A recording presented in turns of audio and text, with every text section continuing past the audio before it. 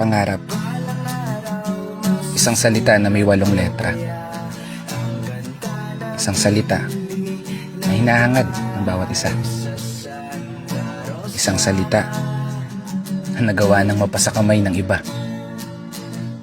At isang salita na katuwang ng salitang kaya ko ba? Kasi lahat ng tao sa mundo may kanya-kanyang pangarap na gustong abutin. Mahawakan yung mga bagay na palaging laman ng hiling. Maranasan yung sitwasyon na anumang gustuhin, kaya mo nang bilhin. At higit sa lahat, maging ikaw yung pangarap mong maging. Kasi ako, simple lang yung pangarap ko ngayon.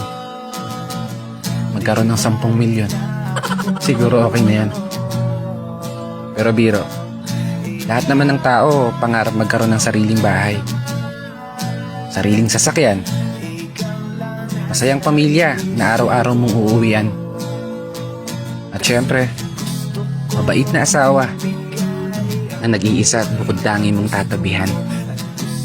Kasi libre lang mangarap, ika nga nila. Wala yang bayad, may sukli ka pa.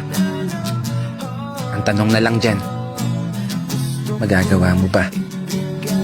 Baguhin ang takbo ng buhay gamit ang mga pangarap mo. Magtiwala ka lang sa kakayahan na tinataglay mo. At higit sa lahat, maniwala ka lang na kaya mo. Balang araw magugulat ka na lang. Wala ka nang binabayarang utang kada kinsenas katapusan. Magagawa mo ng puntahan yung mga lugar na gusto mong puntahan. Kaya walang dahilan para panghinaan ka pa ng loob. Kung sadyang medyo inaalat, tanggapin mo pa rin ng malugod. Tandaan mo lang palagi, nandyan si Lord, isang masugid mong tagapanood, na laging magpapaalala sa'yo na pagkatapos ng hirap, ginhawa na ang kasunod. Kaya isang pagpupugay para sa lahat ng mga kapatid ng motorista na patuloy sumasabay sa hamon ng buhay.